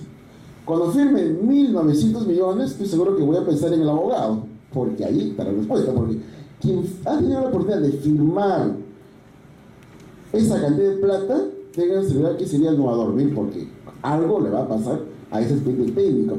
Y la responsabilidad con uno firma el expediente técnico no es cualquier cosa. Pregunta: ¿todos los ingenieros que firman el expediente técnico son colegiados? Lo dejo ahí porque eso era un tema muy importante en el anterior sistema. Bueno, ya no existe OPI. Yo alguna vez también fui OPI en el sector de agricultura, y acá en la sala había algunos amigos que han trabajado en OPI. Éramos los malos de la película, ¿no? O sea, cuando había problemas, los OPIs teníamos que hacer todo trabajo de formular, y lo escondíamos como una reformulación. Al final, el proyecto era tan malo, porque tan malo lo formulaban, o nunca entendían cómo formular, o quizás nunca entendían cómo queríamos evaluar el proyecto, que es lo más complicado todavía. Bueno, ahora no existe OPI, ahora la función de OPI está en el UE, en el formulador. ¿Y qué es lo que va a hacer el programador? El programador se convirtió en un gran planificador. Y ojo, que los que van a planificar y los que van a poner brechas sectoriales de educación, por ejemplo, que es el caso de esta universidad, no va a ser la UNI, va a ser el Ministerio de Educación, o sea, la señora ministra. Un cambio, ¿no? El programador va a pensar en las brechas, va a hacer el diagnóstico, va a poner los indicadores. Hará seguimiento a los indicadores. Los que alguna vez nos hemos enfrentado a formular o diseñar un marco lógico, siempre hemos quedado con la sensación: ¿esos indicadores serán lógicos? ¿Los podremos medir? ¿Cuán fuertes son mis indicadores? Los que alguna vez nos hemos atrevido a hacer informática y hemos querido ver la inteligencia de los indicadores cuando los ponemos en el aplicativo, porque el aplicativo soporta todo. El aplicativo no es problema. El aplicativo te pone, por ejemplo, voy a incrementar voy a reducir el nivel de pobreza en Chumbivilcas, ¿no es cierto? O voy a incrementar el PBI de Chocorvos. Y ustedes que estoy en una universidad de ingeniería saben que calcular el PBI es todo un arte. Entonces, el sistema informático va a poner lo que cualquiera ponga. El problema es cuando mira, el problema es que cuando reporte anualmente, cuando reporte trienalmente y sobre todo con esos indicadores, van a hacer el soporte de lo que voy a programar años después. Bueno, el formulador, que antes se quejaba del malo de la película, el OPI, ahora va a tener que comprarse ese pleito. Va a tener que evaluar. Y yo se lo digo con algún conocimiento del caso, ¿no? Y yo que he trabajado mucho tiempo con muchos ingenieros, ¿ya? Yo puedo tener 4 ingenieros muy capacitados, con mucha experiencia, y posiblemente su juicio de experto sobre un proyecto puede ser muy distinto. Porque cada uno va a evaluar en base a su experiencia, en base a su conocimiento. Entonces, la discrecionalidad que antes salía de los que evaluamos en los OPIs, ahora posiblemente se podrá trasladar a esta discrecionalidad que existe en el que formuló. Gran reto, ¿no? Ahora yo formulo, ahora yo evalúo. Pero otro reto más fuerte es que antes, cuando nosotros queríamos formular un proyecto, siempre mirábamos el banco de proyectos, veíamos en la página web del MIT y descargábamos los contenidos, las guías metodológicas. O lo que es mejor, al final de la clase le enviamos al profesor un proyecto modelo. Bueno, ahora el formulador es que va a decir cómo es que quiero que hagan el proyecto, cuáles son los parámetros. Si va a tener, y creo que la pregunta que suscita ahorita en todo el Perú, y creo que alguien me lo vive día a día porque es asesor de varios gobiernos regionales, le pondré árbol de problemas, le pondré alternativa, ¿cómo va a ser la oferta? Le voy a calcular este ratio beneficio-costo, el tiro, o sea, solamente esa nebulosa, los amigos que están en la formuladora lo van a tener que decir. No hay otro, acá ya no hay MEF, ya no hay un área de metodología del sistema que dice cómo es. Y ojo, eso que se haga en los sectores va a ser importante para que se formulen los proyectos en los gobiernos locales y regionales. Antes, cuando estábamos en gobiernos regionales y locales, resolvíamos el problema, que lo resuelva el ente rector. Ahora el ente rector lo que va a hacer es va a tomar conocimiento de la pregunta y lo va a derivar a los sectores. Bien, y un tema importante, que creo que antes lo dijo en su exposición, tenemos la categoría PIP y la categoría no PIP, ¿no es cierto? Es decir, vamos a tener ampliaciones marginales, rehabilitaciones, reposiciones, y posiblemente será la ficha más simplificada. ¿Estamos de acuerdo? Pero no es que yo ponga esa ficha, yo ponga esa lista de cosas que quiera poner. Ellos tendrán que decir cómo es que lo van a hacer, cómo lo pondremos en la ficha.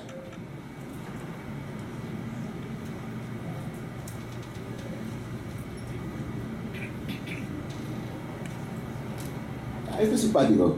Antes el ejecutor, bueno, dependiendo de la extensión del ministerio. Si yo estaba en un ministerio de transporte, por ejemplo, mi mejor referente pues era ese monstruo de eficiencia llamado Provía, ¿no? O si yo estaba en agricultura, yo iba y si quería hacer proyectos, iba a lo rural, algo de proyectos había en ellos. O si estaba en saneamiento, buscaba a los monstruos que hacían saneamiento rural o saneamiento urbano, ¿no es cierto? Así era. Bueno, pero ahora resulta que vamos a tener que tener, en realidad, como dijo antes en un momento, gente especializada no solo en ejecutar, gente especializada en gestionar contratos. Y creo que acá, aquellos que alguna vez nos preguntamos para qué estudiamos PMI, no programación multinivel de inversiones, sino Project Management, eso es lo que ahora va a necesitar el ejecutor. Porque los que hemos ejecutado proyectos, los que hemos realizado proyectos, los que hemos cometido errores, sabemos que un contrato, una parte del contrato no bien redactado, me puede tener una cantidad infinita de problemas. Un estudio de suelos no hecho, una calicata menos hecha, un estudio geográfico menos hecho, un balance hídrico mal hecho, no es un sol, puede ser miles, puede ser millones, ¿no es cierto? Y la televisión nos está contando lo que está pasando con algo que está muy cerca acá, ¿te cuenta? Entonces el ejecutor ahora sí por fin está escrito en el peruano, qué bueno que está escrito en el peruano, tiene sus responsabilidades. Y la responsabilidad grande que dicen es el responsable de la ejecución física y financiera del proyecto. Porque antes ya nos habíamos chocado con esta experiencia. Vamos a una ejecutora y nos derivan a la gerencia de infraestructura o a sus veces y le preguntamos, ¿este proyecto tiene qué componentes? Infraestructura, tiene bienes, ¿no es cierto? Y tiene capacitaciones. Ok, perfecto, entonces yo quiero que me muestres tu avance. Y te dice, momentito, yo soy infraestructura, yo solo te puedo dar cuenta de la obra. ¿Cuántos metros cuadrados? ¿Cuántos metros lineales? Pero, oye, ¿y los bienes? Los compró la OGA. ¿Y los consultores? Los contrató la OGA. Y entonces de eso, bueno, pregúntale a la OGA. Ahora no es así. Porque si el proyecto tiene obra, bienes y consultorías, él tendrá que responder física y financieramente por ese avance. Y lo más importante de todo esto, y creo que es otro pedido muy fuerte, y fue el gran cuello de botella en el sistema anterior, lo que ya dijo mi colega, ¿no es cierto? Eso de que pues, hubieron cambios sustanciales y no sustanciales. Algunos que estuvimos en el ministerio hasta ahora no entendemos qué cosa es cambios sustanciales, no sustanciales. No importa, lo importante es que yo, si los cambios eran mayúsculos, utilizaba el formato 17, verificación de viabilidad, que en el fondo se convertía en una reformulación. En el extremo, darle partida de difusión al proyecto y empezar de nuevo, ¿no? Entonces, eso que antes era todo un cuello de botella y una complicación, lo que alguna vez nos han contratado como consultores para levantar las observaciones de un formato 17, ¿no es cierto? Ahora ya no tenemos que ir a la OPMI, menos al ente rector. Tendremos que trabajar con la formuladora, porque él formuló, pues, y qué bueno que sea así.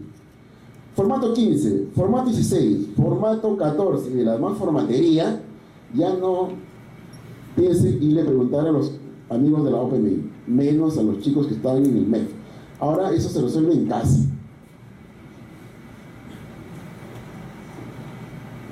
Antes, cuando nos atrevíamos algunos a capacitar, y a veces terminamos discapacitando porque cuando teníamos el curso nadie nos entendía, empezamos con esto.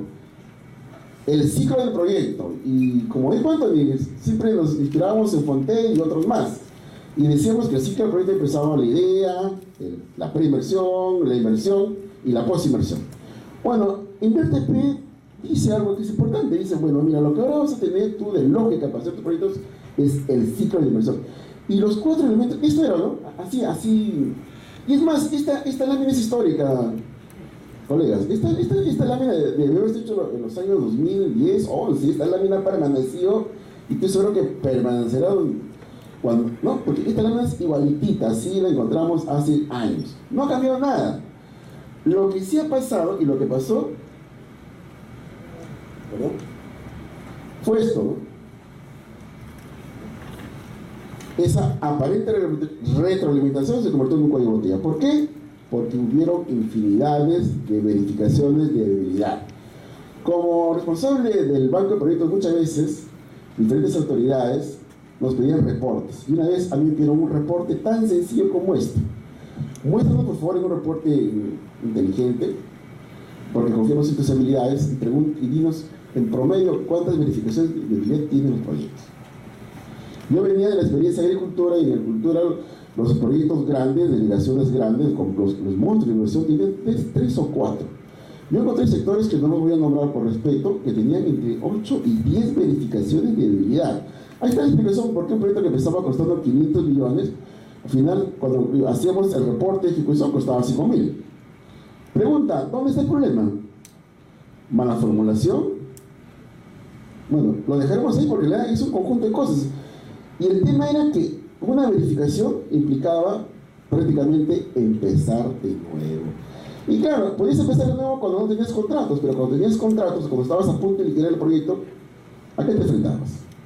Complicado, ¿no es cierto? Bueno, esto ahora se supone que está en casa. Y el sistema te dice ahora, mira, creo que lo dijo, no, lo voy a pasar adelante porque alguien me lo explicó muy bien, es programa, fórmula, evalúa, ejecuta y hace funcionamiento. Y acá solamente quisiera poner algo importante porque, como les vuelvo a repetir, yo en un momento fui responsable del banco de proyectos. La parte más, yo diría, a ver, si generis, la más rara que había en la ficha 3, la ficha 4 era la operación de mantenimiento. Porque todos los proyectos costaban 100, 100, 100, 1000, 1000, 1000. Y en algunos casos 0, 0, 0 de operación de mantenimiento. Y lo que es peor, aún así hayan puesto 100.000 o lo que fuere, cuando ponías en ejecución del proyecto, la respuesta era: no tenemos plata, no hay dinero. Pero si lo has puesto en la ficha has puesto unos datos. Ahora el sistema te dice que tú tienes que programar, así como vas a programar para comprar fierro y cemento durante la ejecución, ahora vas a tener que hacer eso mismo para la operación de mantenimiento. Es un reto, ¿ah? Yo me pongo en los zapatos del profesor al cual entraba a un colegio y que tiene un presupuesto asignado por su GEL, ¿no es cierto?, para un colegio de un tamaño X, y ahora le entregaron un colegio 3X. Lógica, ni siquiera álgebra, aritmética, regla 3 simple. Si antes era Y versus X, ahora tendrá que ser 3Y, porque es 3X el proyecto. ¿Cierto?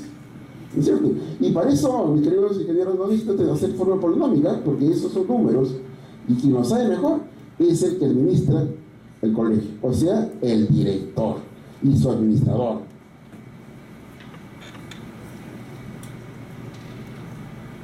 Bueno, esto ya creo que Andrés lo dijo con más claridad.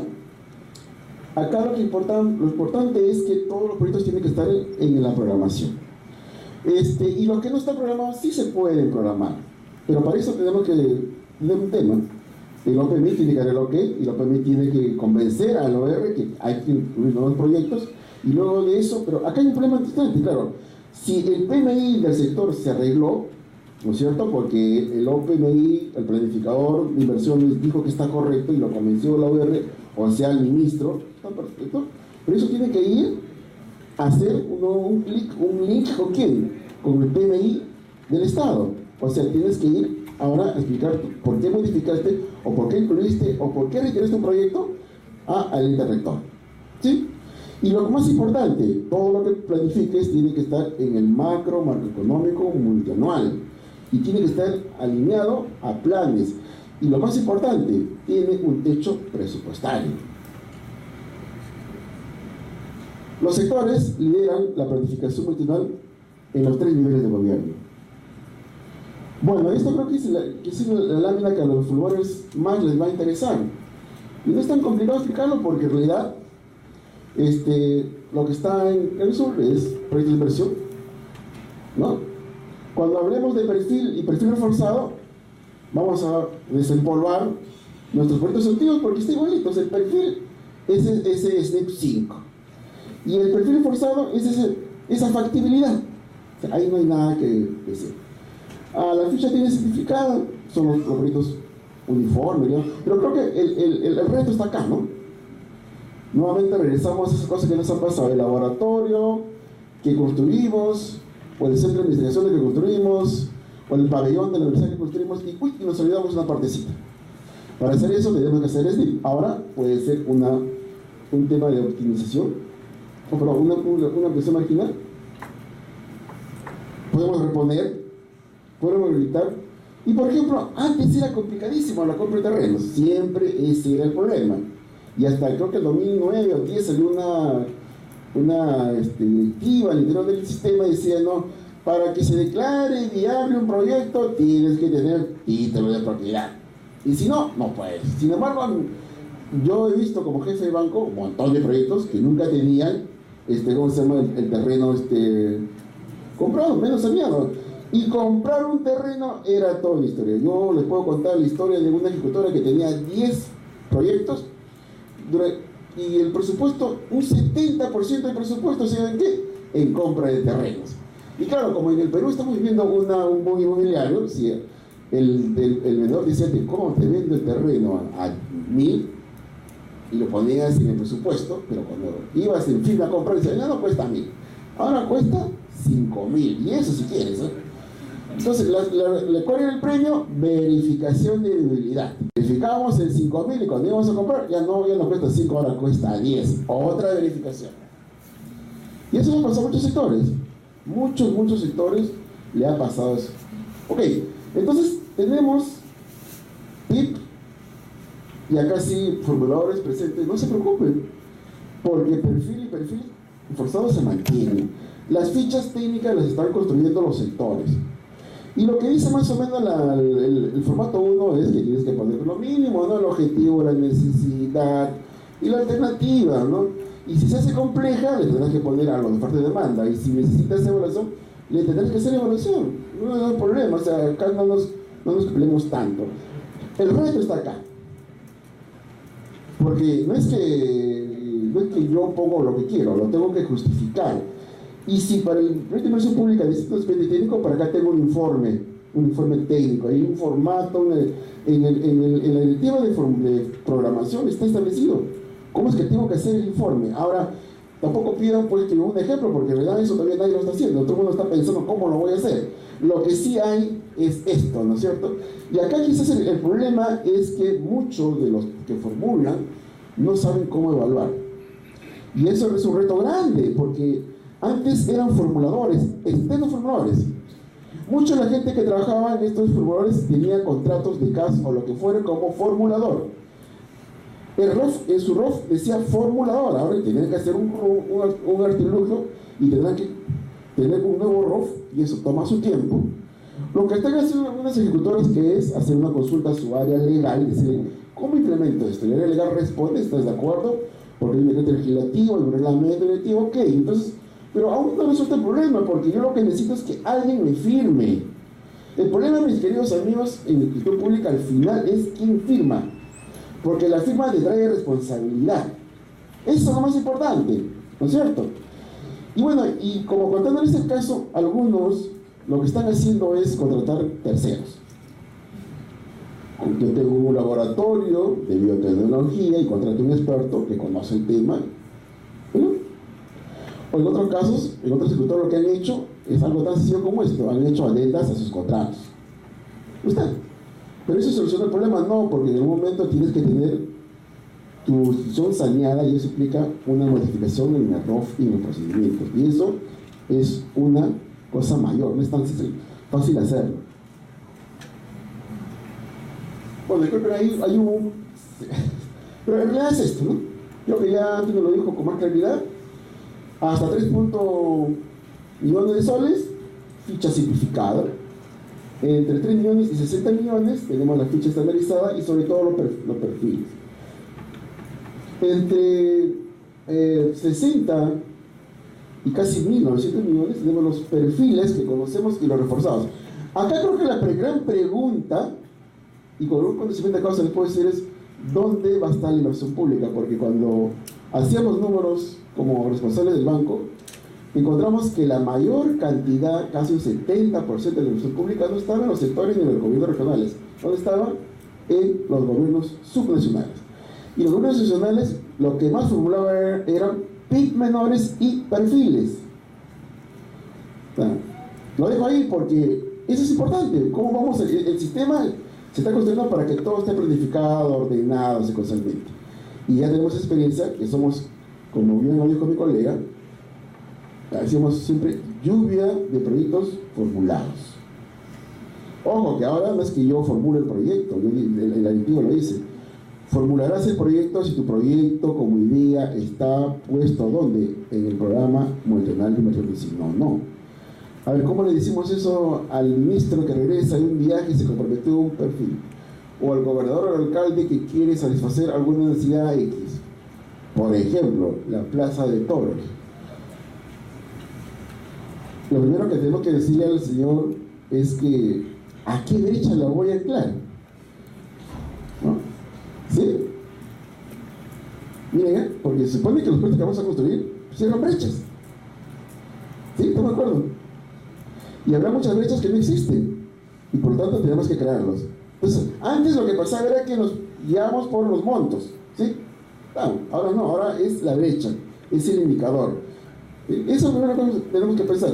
Por eso que en un momento en la exposición de Anthony decía, ¿no?, cuál es el peso político de montar este nuevo sistema.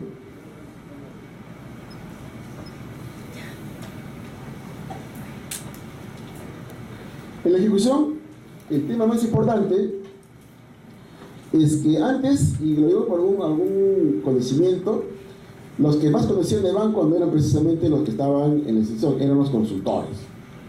Porque casi siempre estábamos tentados a entregarle la contraseña, el usuario y el paso para que el consultor llene la ficha, ¿no? Así eran las transacciones, ¿no? Por eso que alguna vez hicimos convenios con RENIEC y otras instituciones para verificar quiénes eran los que enviaban los farmaterías, porque nos dimos cuenta que había algunos jovencitos que estaban imitando la firma del ministro, la firma del alcalde, ¿no?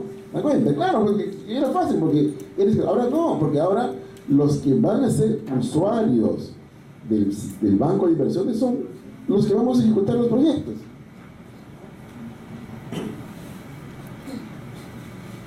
Y lo que ya hemos dicho, siempre hablamos en gestión pública de lo intersistémico.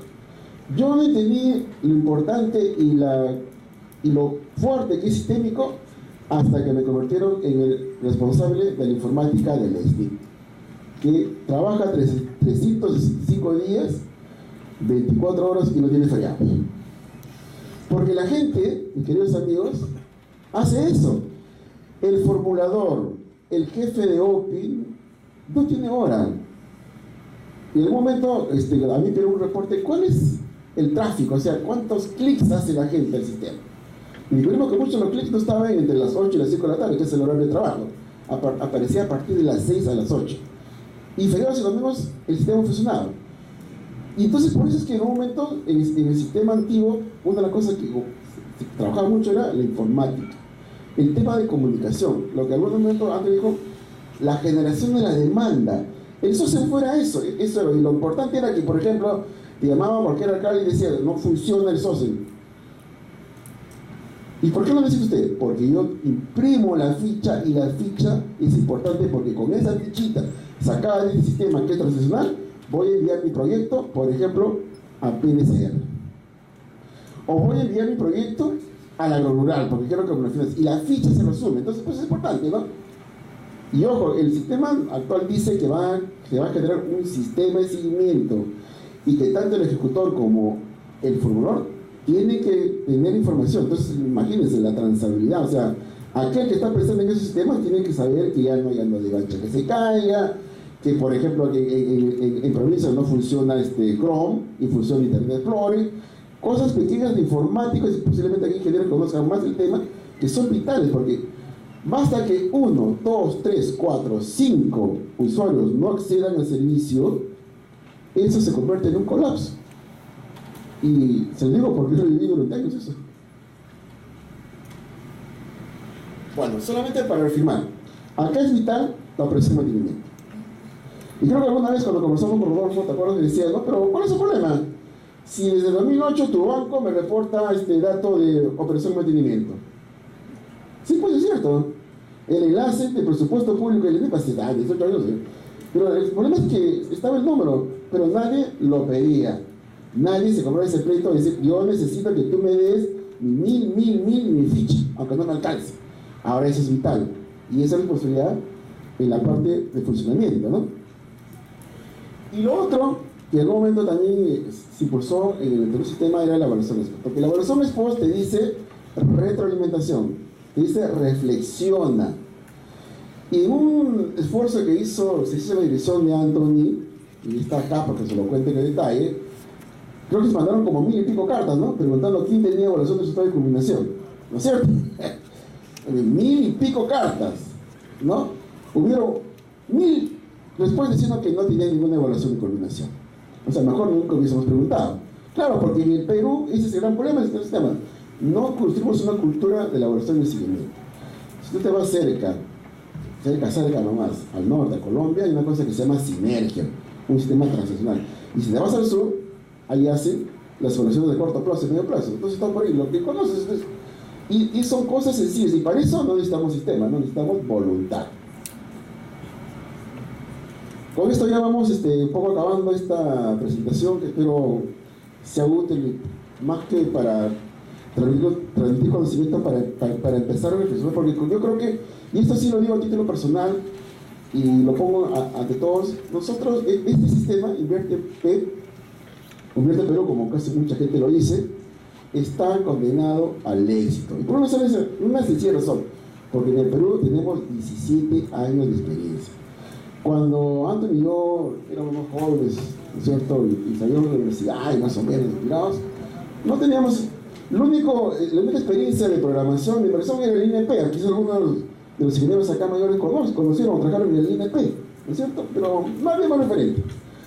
Ahora, todos aquellos que van a estar trabajando o van a impulsar Invierte P tienen 17 años de experiencia de SNIP, con metodologías, con parámetros, con verificaciones, con sistemas que funcionen y que no funcionaron. O sea, gran reto, por eso estamos condenados al éxito. Y lo final que voy a decir es que, por ejemplo, ya no existe FONAFE. Antes FONAFE era un sector blindado, ¿no? O sea, tenías que tener, ¿cómo se llama?, una especie de carnet especial, ¿no?, para entrar a FONAFE. Yo lo he hecho varias veces, ¿no? FONAFE estaba totalmente enfrentado, era una élite, pero ahora FONAFE y todo, los puestos de la OPI y FONAFE han ido a los ministerios.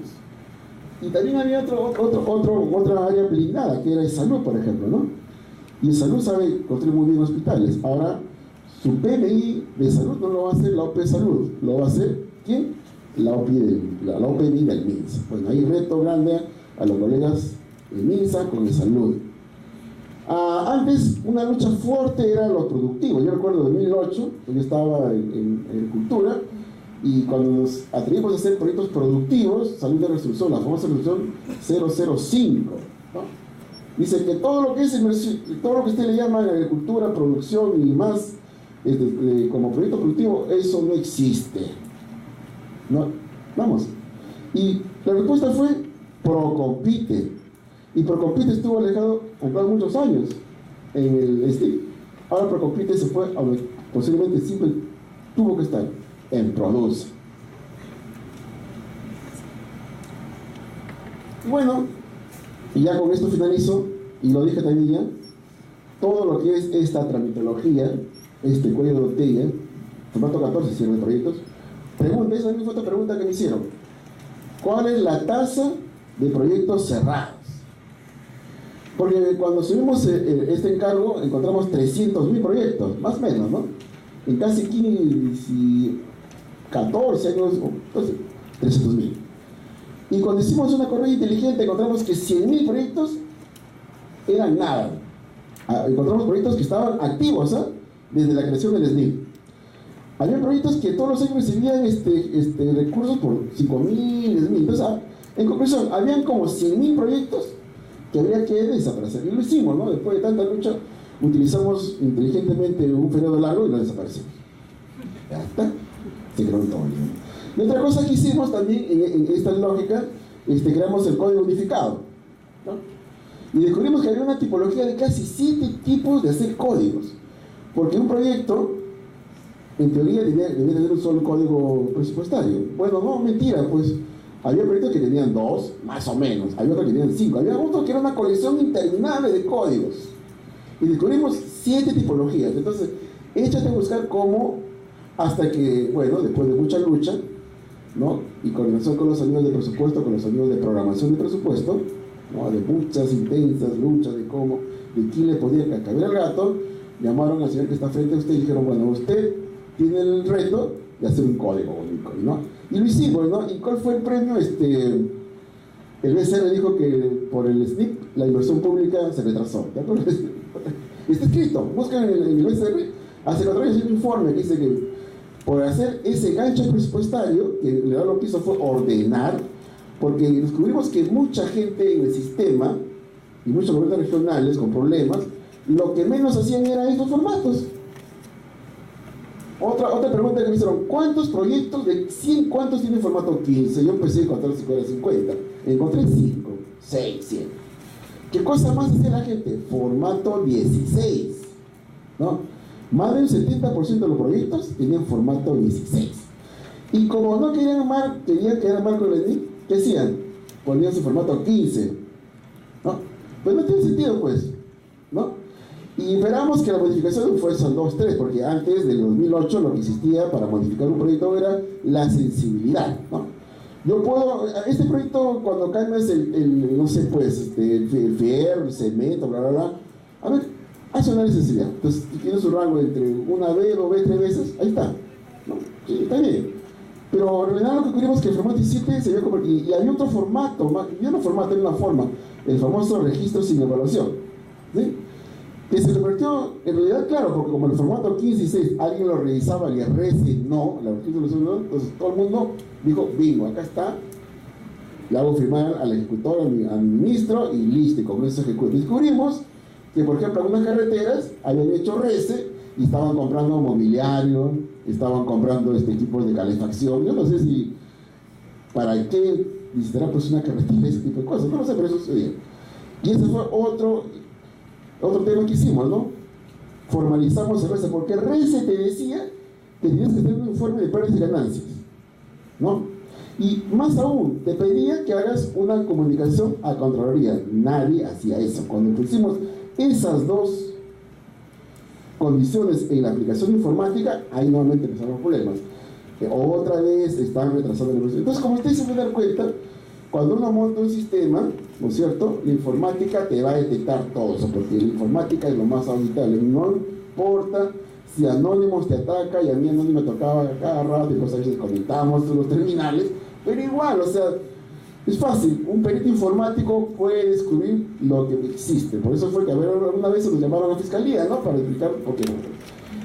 Bueno, entonces esto de acá, que era toda una tortura y que es fácilmente auditable porque está en los sistemas informáticos, ahora es competencia de quién. Bueno, yo les agradezco su paciencia y su habilidad, y espero que lo que hayamos expuesto, tanto Nicolás como yo, sirva para iniciar este proceso importante de nuestro país, que es Invertir. Muchas gracias.